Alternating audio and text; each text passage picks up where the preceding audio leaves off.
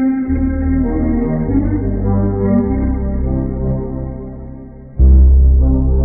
Craig Cobb. This is Precious Minority on the Teeming Dark Planet News. Jew Robert A. Singer, the head of the federally run National Children's Museum in Washington, D.C., has been arrested by federal agents for having child pornography, including images of children having sex with adults, in his possession. The arrest was made November 6, 2007, and for some reason, Immigration and Customs Enforcement agents, that is, ICE, were the active participants in the arrest, suggesting that Singer may be, besides his birth to a Jewess making him a de facto law of return Israeli, a current Israeli, here illegally. A similar case occurred several years ago when the homosexual butt partner of the then governor of New Jersey, Israeli Mossad agent Golden Sippel, was put in charge of New Jersey Homeland Security. As head of the National Children's Museum, Kike Singer was in a respected position to influence the Jewish agenda of white self-hate across the United States to inculcate this into children. And tellingly, only one known media photo exists at this time of Singer.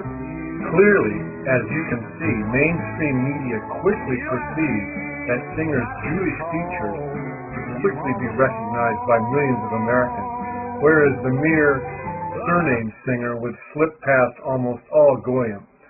Kike Singer thought he was typing and swapping kiddie porn on the internet with a 33-year-old woman, the mother of a 12-year-old daughter. Actually, he thought he was communicating with the daughter as well.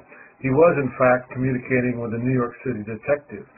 Humorously, ABC News actually warns us in their online story about this Holy of Holies Jews that, and I quote, "The charges and allegations contained in the complaint are merely accusations, and the defendant is presumed innocent unless and until proven guilty." This is a legal presumption, by the way, not one of public opinion. ABC News should shut up. The National Children's Museum offices are a mere mile and a half from the White House and a mile from the Capitol buildings. One image which Robert Singer had showed two young girls performing oral sex on an adult male, according to the New York Post. Their ages were estimated to be 10 and 5 years. It is unknown if Singer's lawyer, who will surely also be Jewish, will use the Babylonian Talmud defense for perhaps the first time. This is a hundreds of years old text, a religious creed that has been passed on in Jewish households now via storytelling, word of mouth. And it sanctions sex with young children as young as 3 years and a day old. In fact, it says Jews may marry one 3 years and a day old. Naturally, this type of storytelling to a young person will have an import upon his future adult life. In a ridiculously politically correct response to their leader's arrest, the National Children's Museum federal employees tell us that "We are horrified by this charge, and get this. The news is deeply upsetting to the National Children's Museum family." Family. It seems that there's an incestuous member of the family. Singer's words to his online, unbeknownst to him, detective partner were, "It is a pleasure to meet a fellow lover of younger erotica." Jew Singer, 49, resides in Falls Church, Virginia.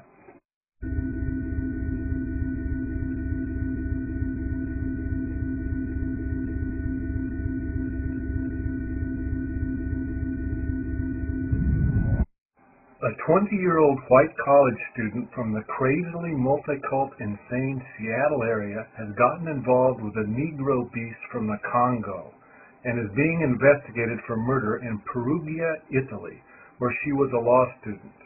Amanda Knox had worked for Congoid Patrick Lumumba Daya, who owned some dive bar called The Chick.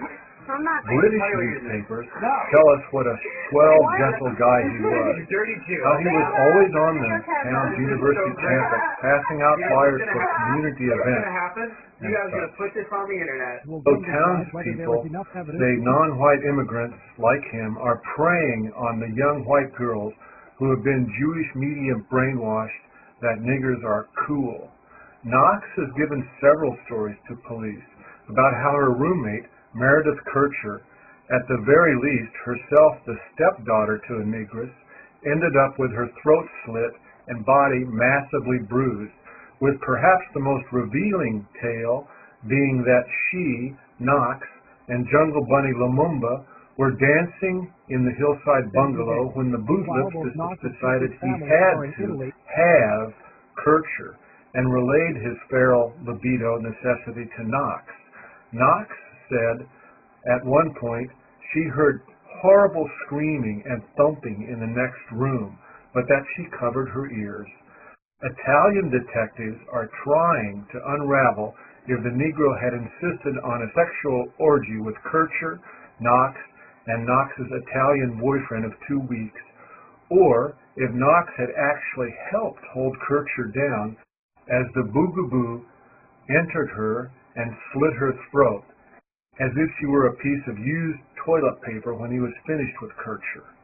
Hateful Jewish apparatchiks such as Sumner Redstone, the multi-billionaire owner of MTV, VH1, the CBS TV network, Nickelodeon, Simon & Schuster Publishers, and 1,000 Westwood One radio stations have worked hard to convince impressionable young whites, and especially young white females, that Negroes are just about the best thing to have ever happened to planet Earth.